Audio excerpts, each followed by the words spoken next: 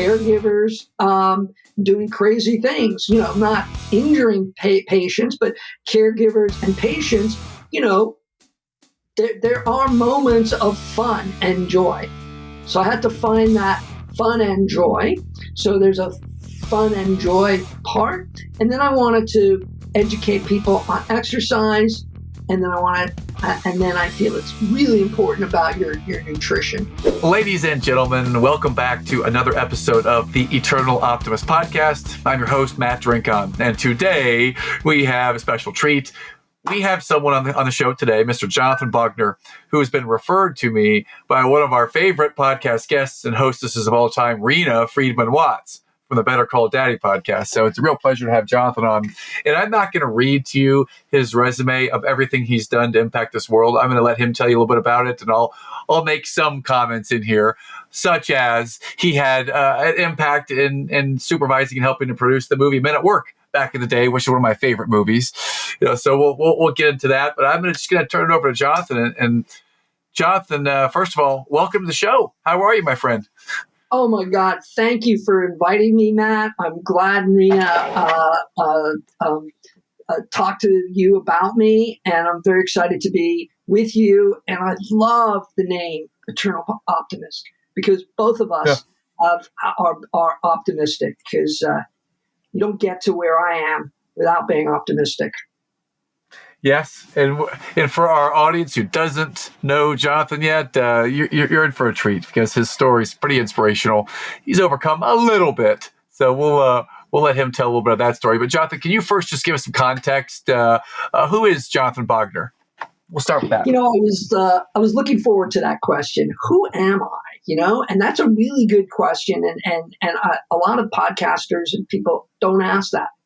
I'm a husband. I'm a father. I think I'm a really good friend. I'm a good neighbor.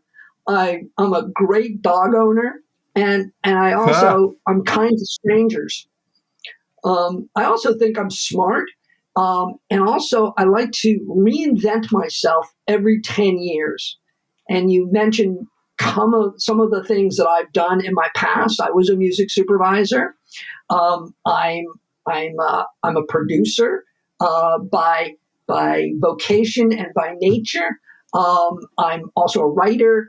I'd love to be guests on podcasts. I'm also an entrepreneur, and I just, I like to invent things or trademarks and ideas. Sometimes I pursue them, and sometimes, I talk to my friends and do not do that. I'm also a survivor. I had a heart transplant. I had a defibrillator 16 years ago. I had 2 strokes. I had aphasia, which means the inability to speak. I had heart issues. I'm also an ambassador. That's a lot to digest. The heart transplant. Getting a heart transplant, I got a woman's heart, and the interesting thing when you get a woman's heart, my donor, and thank God that her family, had the, allowed her mother to exist in my body, even though I reached out to them and didn't get a response. But getting an organ, you're on a lot of immune suppressive drugs, and also there was some issues with the heart. She had a virus. Ultimately, I got that virus. The virus is right now in check. But, getting any organ, especially a heart, comes with its own set of problems. I'm also an ambassador for Eunice, One Legacy, that deals with organs. And also I kind of work with Medtronic. And, I want to be involved in my city, my neighborhood, my friends, my wife, kids. And also, what I do for myself is I work out every single day. I walk, which I don't keep walking, but I walk at least 10,000 steps a day, and I work out vigorously, and I eat well. I eat healthy. So that's kind of like, who am I? So pretty complete answer. Wow. I mean, that in itself, we could go any number of paths, but I'd love to go to the health path and ask you a little bit about, you said heart transplant, and you're the first person that I've ever had in the show who's had a heart transplant that I know of. And, I'm curious if you could walk us through, like, why that happened, why that had to happen, when that period in your life. Can you just take us back in that very challenging time and share your story about your heart transplant, please? I want to also say to you, Matt, I wanted to be you in the sense that I wanted to know someone who had a heart transplant. I didn't want to be that guy. I'm that guy who had the heart transplant. I really wanted to talk to my friends like, hey, I met this guy, he had a heart transplant, but I didn't really want to be that guy. Anyway, so 16 years ago, I sold a movie at Sundance, came home, was in the shower, and I'm just going to clap. Boom. I couldn't read anything in my shower. So, there's a common expression, it all looked Greek. It didn't make sense. The bottles, it didn't make sense. And then I didn't know I couldn't speak. Okay. So this was internally. So I went out, and I didn't know what happened. Ultimately, I had 2 strokes, but my family, one of my sons, my wife, ultimately came into the bathroom. They called the paramedics, and they said 2 strokes, heart failure, and to my wife, and he can't speak. So that took about a year and a half to kind of relearn English. Literally. So from that day, from that moment forward, you couldn't speak from that shower forward, is what you're saying? Correct. Correct. Wow. So aphasia, people kind of are familiar with aphasia because I mean, I don't know your audience, but Bruce Willis, now has aphasia. Certain actors have aphasia, the inability to speak. So my inability to speak was directly related to the stroke I suffered. So I sound okay to you, but I stumble over words, and sometimes I can't find the right words, and you can say, oh, it's age related, but there are issues when you lose a portion of your brain through a stroke. So what happened next, I was calculating, I got the stroke when I was 45 years old. So most people live anywhere from 5 to 20 years. So now I'm 63. So I calculated if I got a new heart, which is what the doctor suggested, I would be dead by, outside chance 20 years. So I'd be dead by 65. So I wanted to run out the clock on my damaged heart. I knew my heart was dying, but there's a part of me as an optimist is you don't want to face the reality. So I think being an optimist also helps you, like, you know what? This is what the doctor says. This is what your cardiologist is telling you. Again, I couldn't speak, and I wanted to believe in myself that I could overcome this. And it, ultimately, I needed to get a new heart, but I got what's called a defibrillator. So it is, it's a shock to your body, and right above the heart is about 1 to 1.5 pounds, and you clasp your hands, and that's kind of the size of a heart, right? That you're looking at me, that's kind of like the size of a heart, and about 2-3 inches above the heart. I was very fortunate. One of my doctors gave me my defibrillator, my first defibrillator. So that was above my heart, and that sends a 350 joules of electricity into my heart, and I'm going to clap, boom, it resets the heart. Okay. So I had the defib for 16 years, and ultimately, when you have a defib, it degrades the heart, right? Because it's like... Is this like inside, like they surgically put it inside of your body, or is it on top?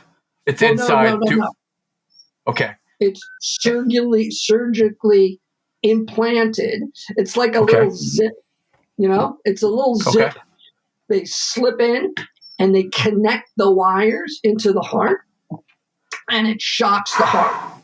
And ultimately, the more you get shocked, the degrading of the heart happens. So the more you get shocked, the more the heart suffers, and it causes you ultimately to get listed on the heart transplant list.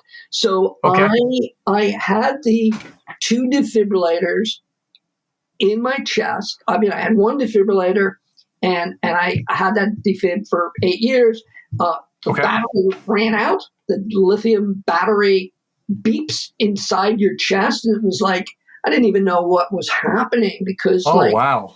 Yeah, it's like... What is that like when you hear it? Is it loud beeping sound, or do you feel it like bumping? I mean, what is that like to hear that for the first time? Okay, it is so weird, and I'm using the word. It's like out of this world, because you think it's like your cell phone. It's like right, and it's like, it can't be my chest beeping, right? So I ignored it for a couple days, and then I was doing reality shows, and my assistant person that was working with me, he said, Jonathan, it's coming from your chest. No, it's your cell phone. It's your cell phone. He said, no, it's not my cell phone, and it's not your cell phone. It's coming from your chest. I'm like, okay. So I called my cardiologist, and he said, hey, that means the battery's out. You need to a replacement. Wow. It is so. It's so weird. It's so weird. Dude, I love you got a big smile on your face. I'm on the edge of my seat over here like, oh my God, my heart's about to give out because my battery's out. What? Wow. Yeah, my battery's out. My battery's out. Yeah. That's the sign of an optimist, right? Because if you get depressed, which I have been depressed plenty in my life, and I'll get to that, and suicidal thoughts, you like, okay, you get depressed, and it's like, oh my God, the world is ending. And so it's like, you call your doctor, your cardiologist, like, hey, I think something's wrong with my defib. Anyway, they replaced the defib. And again, I had a couple of years, and I got 2 shocks, back-to-back shocks, right? So again, the defib shocks the heart back into its rhythm. Okay. And so it happens occasionally. It was happening regularly. So it was happening, it went from years and years to months at a time. So the last time I got shocked, and it was back-to-back shocks. And when I went into the hospital dealing with the cardiologist, they said, like, this is not good. And especially when a doctor says, a cardiologist, like, this is not good. It's like, one, I always wanted to know, have you seen this before, right? If they say no, it's like, oh my God, you've never seen this before, and that's not a sign of like, wow, I'm the first. It's like, that's scary. So Yeah. they've seen this before, but this means the heart is on its last legs, right? So my heart was pumping what's called the ejection fraction. My ejection fraction was down to 10 or 9. Most people cannot stand up. Most people can't do anything when your ejection fraction is that bad. But, Wow. I was kind of like, I knew something was really wrong. So I was listed. I got 2 shocks, was in the hospital, and then I had to wait for 30 days. And so, that kind of, that's the cue for what we were talking about before. Does size matter? I'm sure your men are thinking like, does size matter? And they're thinking about their anatomy. Now, I'm thinking, does size matter based on a heart, right? Okay.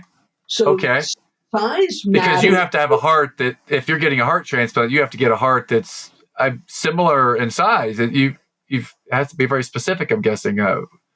Right. Similar in size, but I'm average size, right? I'm 5'7". At that point, I was weighing about 120, 25.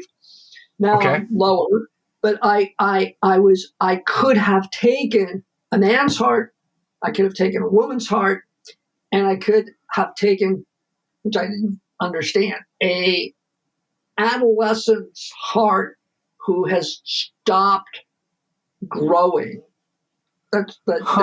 So size matters in the sense that my blood type was 80. My blood type was O, so it's like very common. Okay. My blood type was very common. My size was very common, and so when I was in the hospital on the heart transplant floor, there was a guy who was 6'7", right? Yeah, that's me. He was waiting for 6 months. When I got out, he was still waiting, and he's been there for 6 months. So I think he was going on his 7th month. So does size matter? Yeah. When you get organs, it does matter. So, and I got a woman's heart, and people are like, oh, what's the difference between a man's heart and a woman's heart? I've heard that question a lot. There are kind of good things. Women have a higher threshold for pain. Because they give birth, right? They give birth. So higher threshold for pain. You know that, or your wife was telling you, you're not doing what I'm doing. You have no idea what the pain is. So I think that is right. And thank you to all moms. Much appreciated. Because I don't want to deal with that. So yes. Right. So then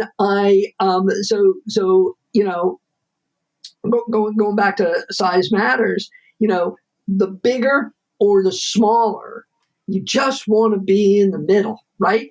Average people get better hearts, kidneys, lungs. It's better to be average than off the charts, right? Okay. I don't think a basketball player, LeBron James, his heart has to be much bigger than my heart, right? He's going to wait for a long, long time. Understood. Okay. Right? Anyway, I don't want to belabor the point. So I was, when I was in the hospital for 30 days, I developed, it's like, it was a great time to like reinvent myself in the sense that like, what am I going to do next? Right? So I have been a music supervisor. I am still a producer of reality shows. I've done 10 reality shows. I produced 16 movies. I've done a couple documentaries. So I knew I wanted to be a producer, continue, but I got waylaid into kind of like entrepreneurial activities, and that kind of didn't work out. And so it's like, what can I do that I like to do, and I can kind of do it by myself. I don't really need a lot of people unless I actually start to produce, so I can develop, sell it, and then you get money to continue to produce. So it's like, well, I came up with a website called Personal Stories, and it's personalstories.net, and it kind of chronicled my journey, my story. And then it's like, and I didn't advertise it, and I didn't promote it, and I'm like, okay, I can promote and advertise that, and it's like, yeah. And then I thought, well, what am I good at, and what do I really want to do? What is my new purpose? And my new purpose was, being a caregiver and also being a patient. I mean, I was, for the first year, my job was to get better. Yeah. It was a hard journey, and it's still a hard journey, but it's getting better. It's getting better. And so I used to take 50 pills a day. Now I'm taking 30 pills a day. So it's getting progressively better. I will always going to be on what's called immune suppressant drugs. That's forever. Okay. But I manage that. And then, you get, you have to be very careful about interacting with crowds or getting into stadiums or going to the movie theaters, because, you don't want someone to have a hacking cough and have them breathe all over you and you get a cold, because you have to be very, very rigid about your health. So I came up with this idea, and because I'm a reality producer, movie producer, I knew what I needed to do in order to sell a show. And in order to sell a show, you have to have what's called a trailer, right? You create a trailer. So I created a trailer for my show, and it has to be pretty succinct and has to be really gets the point. So I got a trailer together. They call it a sizzle reel, and then I had to create, and I've used the word gestating. I'm still creating, but I had to kind of come up with a formula about caregivers, and also because I'm a caregiver to my 90-year-old mother, and I'm also a patient. And if you ask my wife, I'm an impatient patient. And so I had to kind of structure it, and the way that I structured it was going through the diseases, right? And there's no nice way of saying diseases, because we all age. We will all be caregivers in one way or another, or we know caregivers. You seem to be in kind of the hard part, because you've got young kids, and then you've got your parents. So your parents are getting older. Your kids are demanding. You're in the middle. You're the sandwich generation. Okay. Yeah, I'm with you there. I'm the older person, and who still has an older mother. So but I don't have kids living with me. My kids are grown up. They're 30 years old. They're out of the house. And so then I structured it with, all the diseases: heart disease, lung disease, Parkinson's, Alzheimer's. So then I had to create, or I had to find caregivers. Then I had to find the doctors that were specifically dealing with Alzheimer's, specifically dealing with Parkinson's, specifically dealing with cardiologists. So then I had to find the doctors. Then I had to find the advocates. Then I had to find the mental health professionals. And then ultimately, it sounds to me, it's like a depressing show, right? Oh, would I watch the show like this? Probably not. But if there is funny parts to it, Okay. and the funny parts are caregivers doing crazy things, not injuring patients, but caregivers and patients, there are moments of fun and joy. So I had to find that fun and joy. So there's a fun and joy part. And then I wanted to educate people on exercise. And then I feel it's really important about your nutrition. And so that's a show. It's a 30-minute show. And again, I had new purpose, and I'm still going through that. And I'm going to do a pilot in the next month. So that kind of brings you up to speed. Wow. Fantastic. So, and I am looking forward to watching the show when it comes out, or promoting the pilot, whatever we can do. I'm very interested in hearing about it.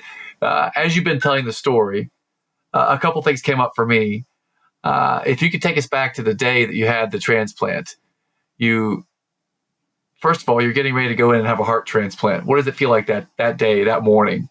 Like, what's going through your mind that day? Okay, so first of all, let's go back a couple hours before I get the heart transplant. So it was about 1 or 2 a.m., right? And then my phone rang because they said, keep your phone next to you. So my phone rang, and it didn't say the hospital. I was at a hospital called Cedars-Sinai in Los Angeles, and it didn't pop up Cedars, didn't pop up heart transplant. It didn't pop up. So it was just like, I thought it was just a random call, and I just, didn't answer the phone. Then there was a text. Again, I didn't know who it was. Not interested. I didn't answer it. So it was 2 a.m. So then the person that got the message, or who wanted to give me the news, called the charge nurse. So the charge nurse came into my room, and she was like, "Hey, wake up, wake up, wake up, wake up." I'm like, I don't know. What is it? I'm just, again, it's not being in a hospital. It's not a spa. So I just want to keep people to know it's not a great, they're life-saving. They're not a hotel and spa. Okay. So they kind of wake you up every 2 hours anyway. So she came in, squeezed my hand and woke me up and said, "Hey, good news. Call this number. I spoke to the person, like, "Hey, you got a heart transplant." And it's like, oh my God. So now the reality kicks in. So before that, I was in the hospital. I was waiting. I had kind of a routine. I couldn't move from my bed to 5 feet to get a chair. So it was, time is, it's a dying heart. But when you got the heart, oh my God, it's like, it's real. It's real. Yes. So I initially called my wife, my kids, one kid, and then friends. One friend, it was at 2 a.m., and I knew he's a night owl. I called him because he would answer the phone because he works at night, not just because that's his rhythm. So he answered. Then I called my cousins in England because I was born and raised in England I lived in England for 18 years. So also they were awake, right? So then my wife came in and my son came in, and it's like, wow, getting the heart. And then they when you went through the procedure, and they said it's going to be a woman's heart, and it's like, it's kind of, I thought that was cool. Yeah. Didn't realize, there are differences. And so they prepped me, and then it was surreal. You know what I'm saying? It's like, it's an outer body experience. This is really happening. I'm gonna be anesthetized, and I'm gonna wake up with a new heart. And I knew they would crack open my chest, move my ribs, move, kind of cut out my heart. I knew they put me on what's called an ECMO machine for me to breathe, a breathing machine, an ECMO machine. And so I went in, and wow, I'm like, I'm tearing eyed when I'm talking to you about this. It's so kind of real for me. So I was trying to make a joke when I went in and saw the surgeon, and there was like 30 people, and it's very choreographed. Everyone knows what they're doing. Everyone has their positions. It's like, well, before the anesthetic took over, it's like, hey, I saw on YouTube that this takes 3 or 5 minutes. Am I going to be the 3-minute version or the 5-minute version? And they said it broke up kind of the stress and the tension. Is like, no, the doctor said, like, the surgeon said, like, no, that's YouTube. They do the highlights. It's going to take 8 to 9 hours. It's like, buckle in. Yeah. So I buckled in, and there's lots of photos of me, after. And what was happening was, because I had aphasia 16 years ago, it was kind of a ongoing nightmare that I would wake up and I couldn't speak. And sure enough, when I woke up, and they had, I couldn't breathe, so they were intubating me, and I couldn't, I knew my wife and my son were in the room, and they're touching me, holding my hands, squeezing my feet, and like, wake up, wake up, wake up, wake up. And it's like, oh my God, it's happening again. It's like, I can't speak. You're speaking to me, and nothing is coming out. And I can see you're kind of, it was like PTSD, like post-traumatic stress disorder. It's like, oh my God, this is happening again. And I just didn't want that to happen. So, it took us like 4 or 5 hours, for me to actually say something. And then I was on the ICU for a couple days, and, hooked up with all these life-saving IVs. That was, and everyone has to go to the bathroom. Yeah. And, when you're constipated, wow. Yeah. That was another issue. It's like, I can't poop. Like, it's like, wow. And I didn't know what to do. So it's like, they kept giving me, laxatives. And it's like, oh my God, more laxatives they gave me. It's like, sometimes I'm going to do it. And then it's like, you have to poop because they cannot allow you to get up, or you have to do it. Okay. Well, you can't do it. You have to, the nurse has to see everything. So anyway, so Okay. that was Okay. very painful, very painful. Wow. So you're laying there. You're laying there for 4 or 5 hours, living the nightmare of I can't speak again, but you're alive. You can't speak, and now you're having trouble with going to the bathroom, and all this stuff's happening. How is your body feeling right now? Are you numb and sedated? Or are you just in immense pain? Like, what was that like that first day? Yeah, I was numb and sedated. Okay. And when all the sedation wears off, and you just need drugs to deal with the pain, opioids to help you deal with what's happening to you. And so it was so traumatic, and I was so relieved that I got a heart and I would last another. If you look at the statistics, I'm 1 year out, so I'm now 1 to 5 years, and 5 to 10, 10 to 20.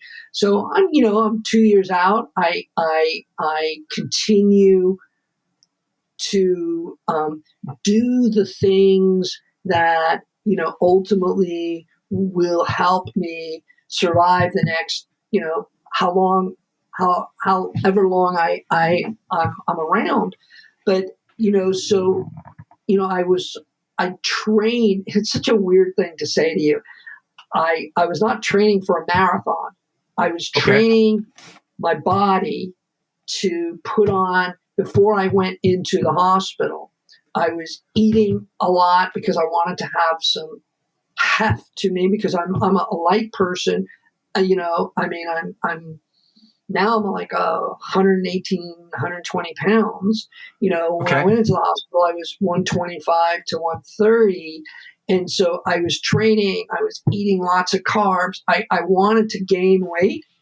Okay. And then I wanted to train my body to withstand what's going on, what's going to happen to me. I was reading a book about a woman, and her name is Darla, and she wrote a book about getting similar things that I went through.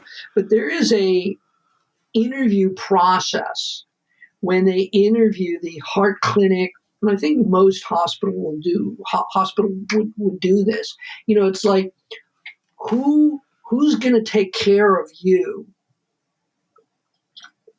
when you get the heart, right? Because they also want to make sure that the hospital wants to make sure that they get highly ranked so that they can get more and more hearts to put into their patients, and they have an incentive to make you survive. So there is an interview process with a psychologist, a social worker.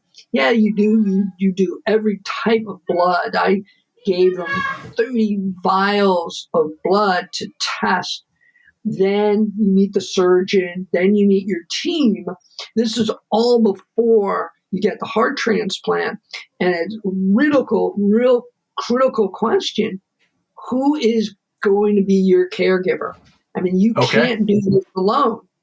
And so I was fortunate. I was married. I had my spouse, or my partner was there with me every step of the way. And I knew when they were interviewing people and they had to do stress tests, some of these people were not going to get the heart because they didn't have all the things necessary to survive the heart.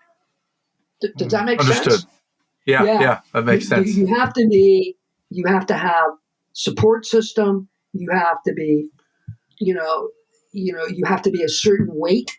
You can't, it's very, very, if you're obese, they want you to, take off some of the weight in order to get the heart, because you have to kind of like, again, train to get the heart, and then you do the marathon, and then, you need to have your support system to take care of you.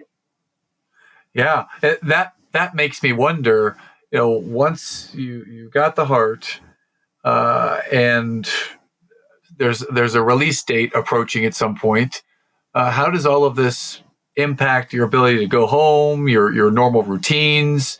I guess you had to relearn new routines. I mean, what happened? Take us forward from there. Yeah. Yeah.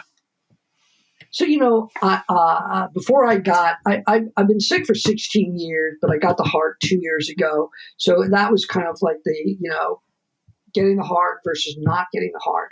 So I was dealing with the defibrillator. It really didn't affect my lifestyle as much as you think, because you get shocked and you go to the hospital and then they check you out and then they send you home. So, getting the heart was, what is my routine? My routine was, I didn't have a routine. My routine, what I used to do, when you have kids, you have a routine, then you have routines with, rituals, holidays, Thanksgiving, Christmas. There's rituals. Then you've got routines. What do you do every single day? What do you do on the weekends? For me, I kind of like help my wife with the house. So I do certain, chores. I vacuum. I do, we have a fountain. I mean, I do certain routines, and you don't even think about those routines because they're your routines. I couldn't do anything. Right? All I could do is to take care of myself, and then, my wife was taking care of me too, and so the routines were out of, it was a new routine. It was a new routine. So it's a routine about sickness. And then you have to kind of be optimistic. The 30 days I was in the hospital, I went through lots of depression. You have these who needs me, self-doubts. What happens if I don't get the heart? How long can I survive in the hospital? I don't want to be the guy who is there in the hospital who's 6'7" for 6 months. I don't want to be that guy. But you want to, be optimistic, but at the same time, there's these negative thoughts that creep in, suicidal thoughts. Who gives a crap if I survive or not? Do I really care? I mean, people will just say, "Hey, I knew this guy had a heart transplant. He died." It's like, you're gonna be that guy. So again, when we started the show, and we talk about the heart transplant, I wanted to be the guy who knew a person who had a heart transplant. I don't want to be that guy, but I am that guy. And you know what? It redefined who I am. It redefined who, my new purpose in life. So it's a weird, life is the vicissitudes of the ups and downs of life. And this is my journey. And, the journey ends, but at the same time, I have to kind of like make the most of what I'm capable of doing. And that is kind of, for me, giving back to strangers, giving, I'm the guy when I walk and a dog poops on the pavement, I'm the guy that has a bag and picked up the poop. I don't care who it is, because if I go through the neighborhood every day, I'm going to ultimately walk on that poop. So why don't I pick it up? I'm not waiting for someone to do it. So I'm that guy, and so I just wanted to, get out of the funk, and because, even exercise was so hard and painful to do anything. And it's like, am I gonna, you don't see the future, you just see the now. And the now was, how am I going to get through this? How am I going to get Yeah. through this? And, being optimistic, the title of your show and your attitude, and which I love, of the eternal optimistic. And you know what? Being optimistic, you live longer. If you Google it, you can find statistics that you're going to live anywhere from 10 to 15% longer being optimistic, being confident. Pessimistic people, I have a difficult time dealing with people who the sky is falling, the sky is falling. Well, the sky falls, and what happens tomorrow? I'm that guy who's thinking about tomorrow and dealing with today. So I want to be optimistic, and Yes. and it took a toll on me to be optimistic. What do you mean by that? It took the toll on you to be Well, optimistic. I mean, you get all these bad test results. You get all these negative things that, I've never, rarely a doctor comes into your room or a cardiologist like, hey, I got good news for you.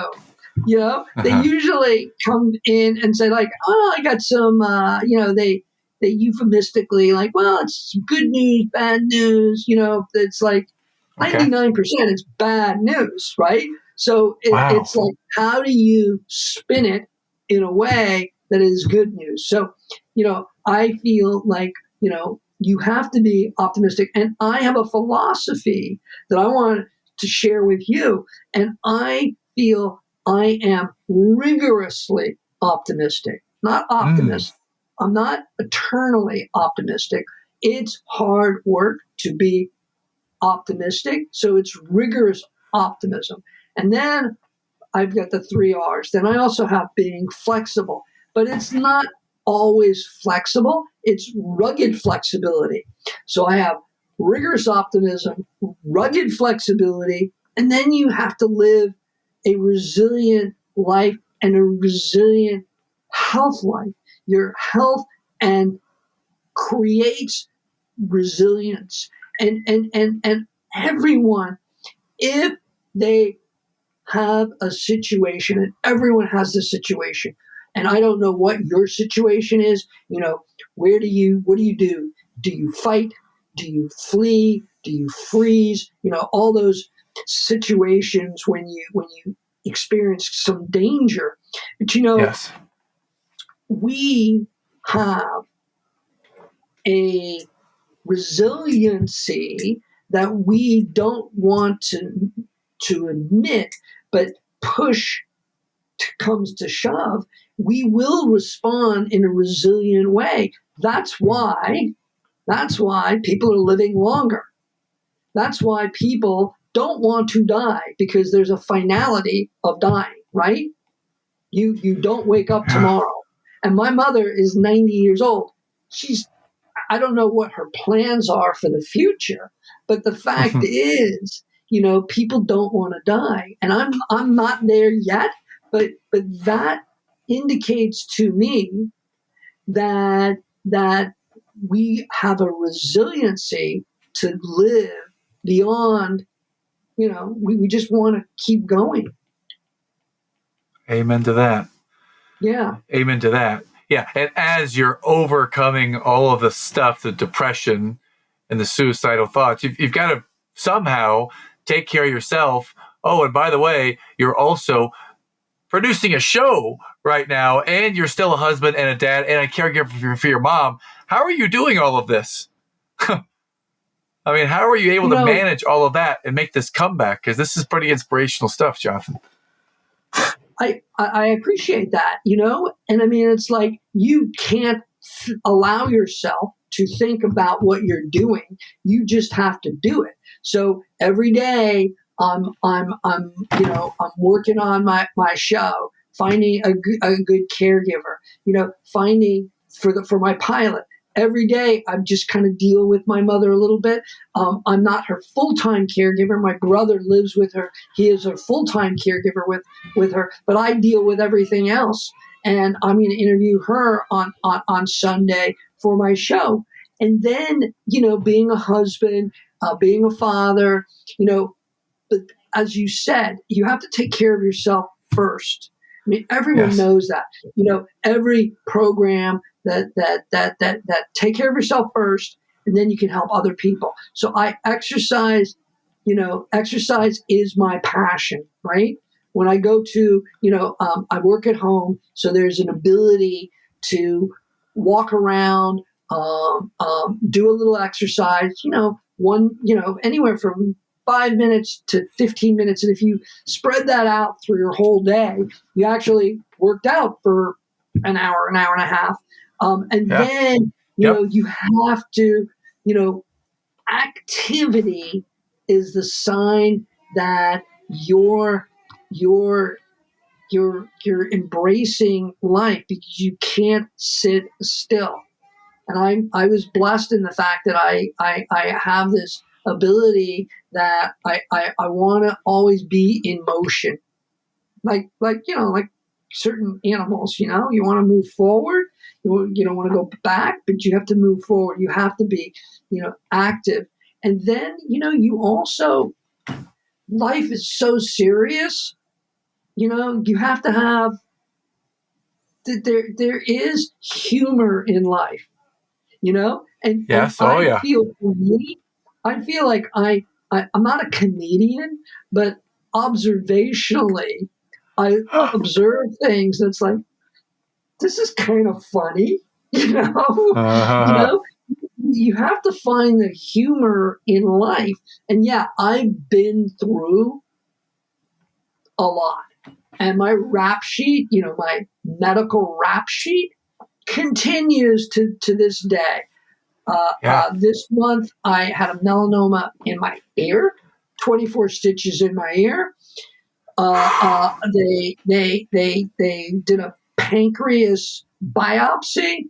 I don't know what they're going to find, but I can't worry about everything, right? Because That's right. if you worry, it degrades your ability to be optimistic. So you're fighting being optimistic and being depressed, and you have to keep fighting. And that's why I call it rigorous optimism. You don't wake up every single day being optimistic. Even you have your own issues, right? You have to be rigorous about being optimistic. And then you have to be, you're a husband, you're a podcaster, you're a coach, you're probably dealing with your kids, you're dealing with your wife and in-laws and outlaws and your parents. So it's like you're full of lots of things that you do as a man or as a woman, lots of things. And I feel like I'm in the middle because I've got a woman's heart and I'm a man. So, but you have to be flexible, and it's being rugged, and then there's, everyone push, again, you have a purpose that you're tougher than you think. You can endure more things. Oh, I don't want to give blood because I every time they give blood, it hurts.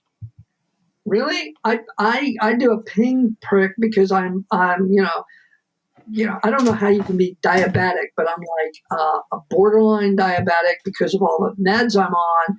But you can't be pre-diabetic or diabetic. But I'm like pre-diabetic, which I don't understand that terminology. But I prick my finger every single day and take my blood. It's like I'm afraid of getting a needle. Yeah, but you just your threshold for pain is doing it every day, your threshold increases, and it's like, you go to what the doctor say, what's your pain level? 0 to 10, I just feel living, you get a 5, right? Just living, you get a 5. Okay. Okay? So then the question is, how much more is life taking out of you? Maybe it's a 7 today. I live in constant pain, but there are people who are living, with 10 degrees or 11 with on the scale. Yeah. Let's just say I'm in the 5. Some people have no pain, but you have mental pain, you have physical pain. Where is your pain threshold coming from? I follow. You know what? I would say one thing that you just shared that really struck me in the heart is that I find that having gratitude and curiosity is my core values. I find that being able to see that I have some hard stuff going on in my life, but man, I bet you there's like a 8 billion people in the world. I bet you 7 billion of them would trade places with me because I think that my pain is I've been able to work through it. And I see other people like you. You have what I would say you got real pain because you have a physical challenge that you are enduring and overcoming all the time. So I'm grateful for whatever pain I have because I can see that others have so much more pain. It looks so that came up for me when you were sharing your story. Yeah. Well, I want your audience and you to take away that it could be worse, right?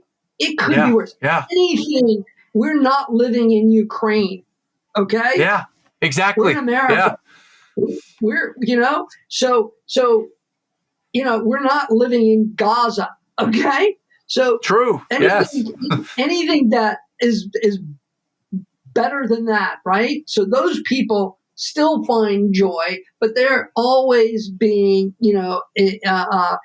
bombed or threatened. So we're just dealing with things that we can deal with.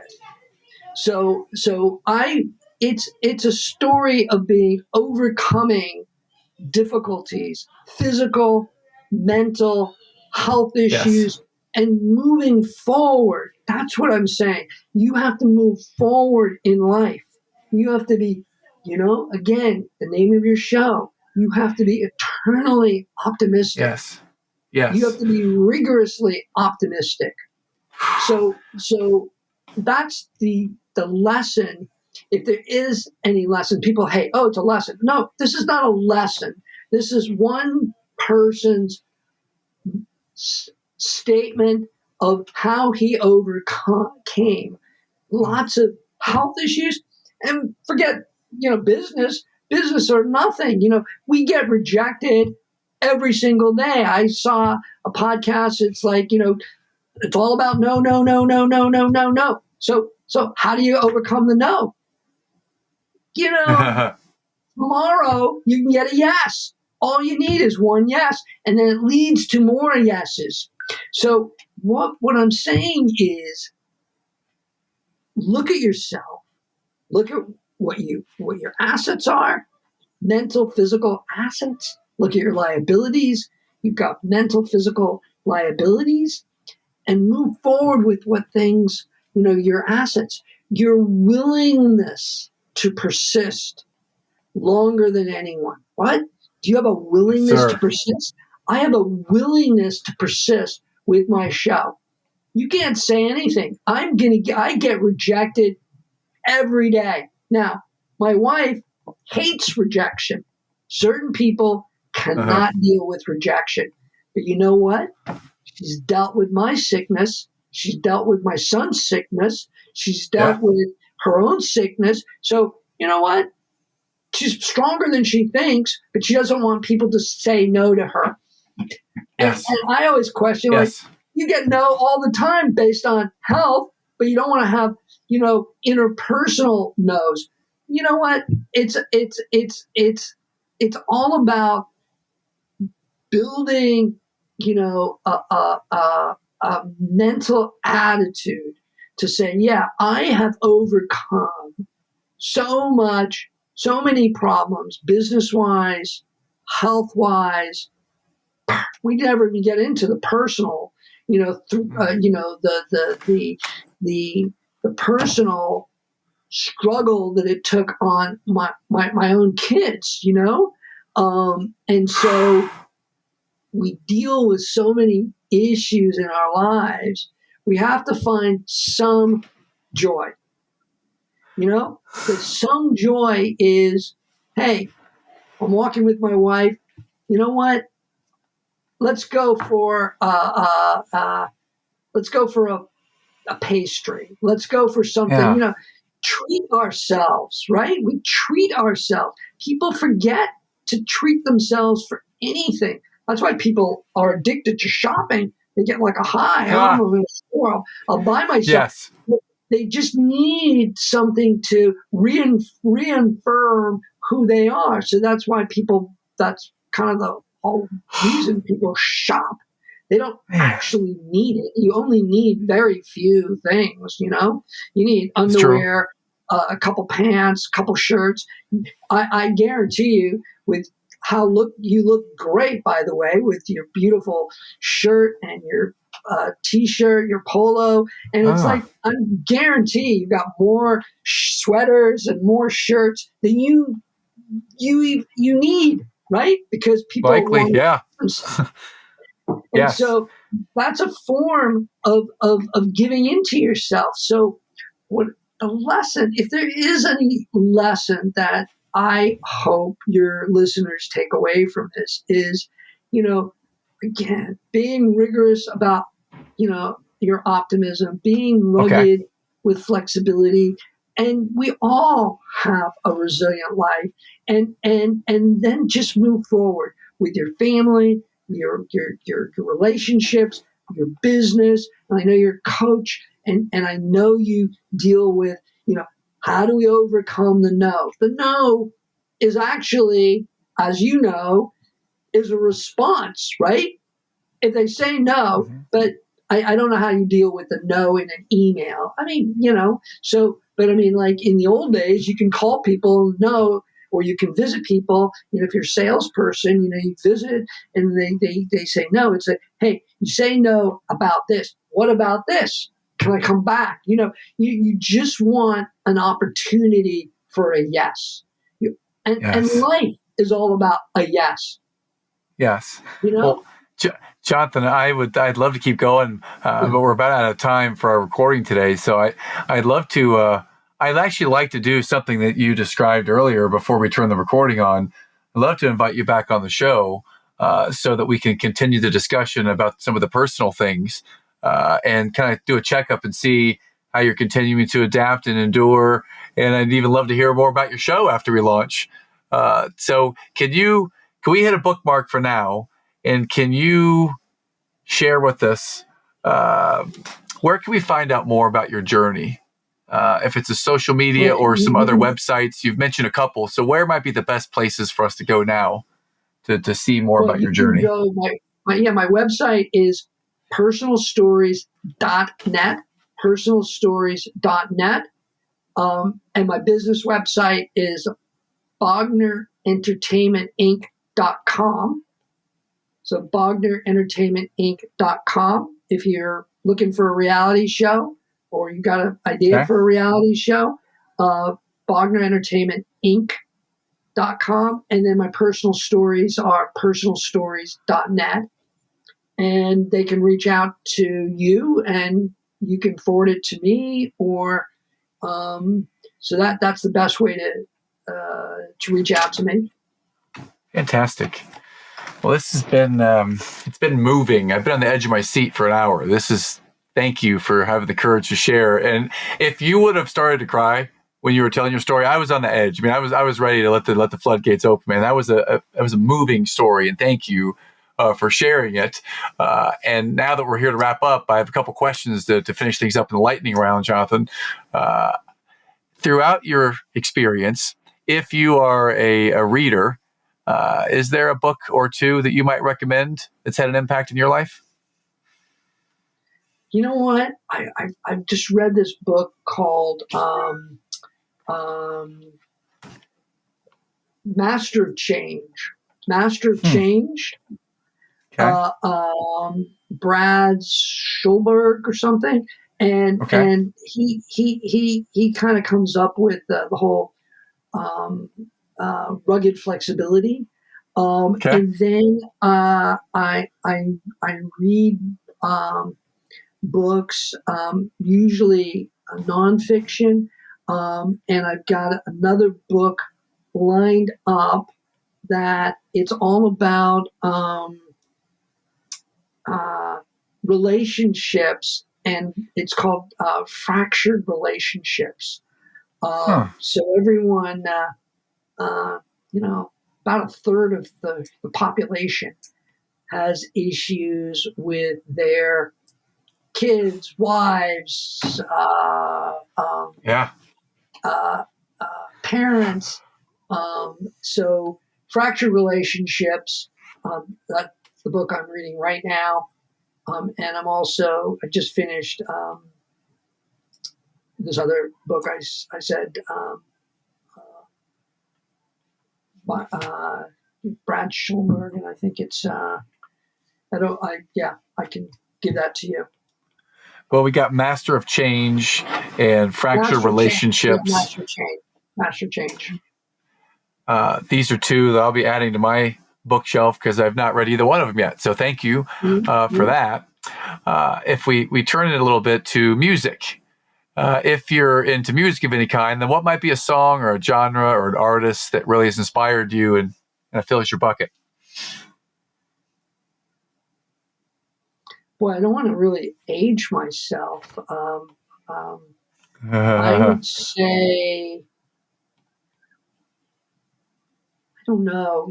I kind of stopped listening to music. I'm just really more interested in news and kind of NPR types of stories. Yeah, I'm not. My wife would answer that question. She's much more current with me. Fair. Well, even though I was the music supervisor of one of your favorite films, Men at Work. I can think about the opening song right now in my mind. So yes, yeah. So yeah, and for the record, yes, Men at Work is one of my favorite movies. Okay. Well, let's move to wrap up with the final question, and I'll give you the final word, Jonathan. You're on the Eternal Optimist podcast, and what might Eternal Optimist mean to you? Oh, I think it's one of the greatest names ever. And I embrace it, I live it, and I think all of your listeners should embrace being optimistic and being eternal.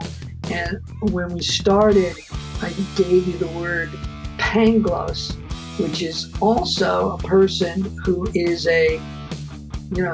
ridiculously optimistic. So PANGLOSS, eternally optimistic. And the book I was referring to was Master of Change. Everyone has to change, either daily, yearly, decades after, but change is good, I don't want to do the same thing I'm doing 6 months ago that I'm doing today. So change is very positive and very good because you have to be moving based on your life. You have to move forward. So being a panglos and being sanguine and being, as you said, eternally optimistic.